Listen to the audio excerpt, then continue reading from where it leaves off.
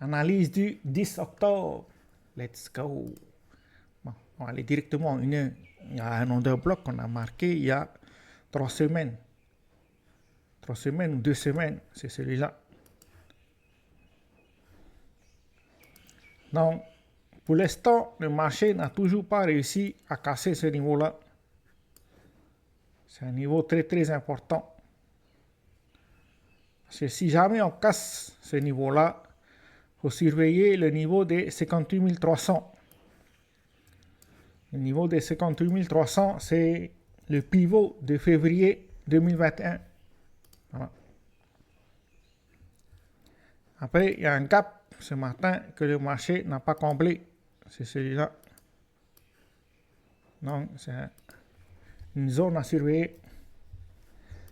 Ensuite, il y a notre MSB au-dessus qu'il faut casser pour qu'on reprenne une tendance haussière à court terme. Ça, il y a la liquidité qu'on a laissée ce matin, là ici.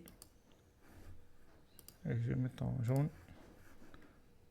Ça, c'est la liquidité. Et au-dessus, il y a un gap que le marché a laissé. Donc, c'est les niveaux à surveiller par rapport à Bitcoin. Ça, c'est notre gap. Voilà. Maintenant, si on vient là ici, on regarde les contrats, on peut voir une divergence entre le prix qui monte et les contrats qui clôturent. Voilà, une divergence sur le marché. Qu'est-ce que ça veut dire? Que soit ceux qui étaient en short ont pris leur profit, donc ils ont clôturé le contrat.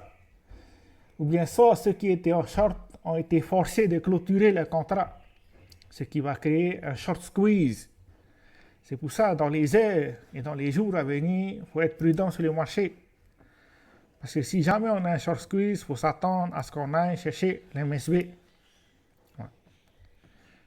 Maintenant, il y a toujours la probabilité qu'on vienne d'abord tester l'order bloc, attraper la liquidité avant de commencer une structure haussière. Voilà. Et probablement enclencher le short squeeze. Tout ce qui se passe sous l'order bloc, comme on l'a dit, c'est le pivot de février 2021 qu'il faut surveiller. Tout ce qui se passe au-dessus de notre MSB, c'est le début d'une tendance haussière à court terme et moyen terme. C'est à peu près les niveaux et les chemins probables par rapport à Bitcoin. Mais il faut faire attention, il y a des probabilités de short squeeze. Donc, ça pourrait retourner la tendance du marché en ce moment. Parce que pour l'instant, le marché est clairement baissier. Voilà. Depuis les 66 000, le marché ne cesse de baisser. Mais si jamais on a un short squeeze, ça pourrait retourner la tendance qu'on a actuellement et commencer la tendance haussière, c'est-à-dire aller casser les 66 000.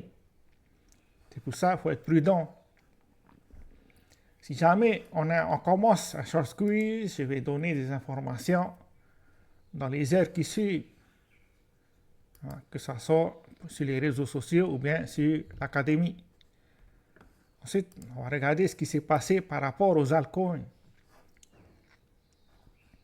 Bon, il y a des altcoins qui sont vraiment intéressants en ce moment. C'est-à-dire que malgré que Bitcoin baisse, il y a des altcoins qui performent. Là, cette semaine, j'ai fait, je crois, dans les 50%. C'est un altcoin sans effet de levier. Voilà.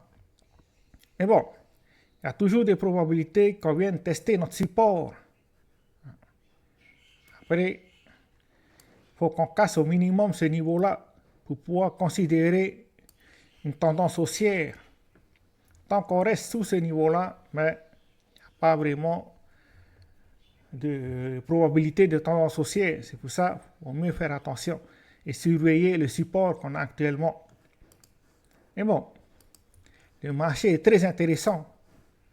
Bon, bien sûr, la bourse n'a pas confirmé aujourd'hui. C'est-à-dire que hier, elle a cassé notre résistance, qui est maintenant notre support, mais il n'a pas confirmé le momentum haussier. Donc, il faut voir la semaine prochaine. Aujourd'hui, c'est jeudi. Donc, semaine prochaine, il y a des probabilités qu'on casse notre résistance et qu'on commence une tendance haussière. C'est tout ce qu'on a pour aujourd'hui. Ciao, ciao.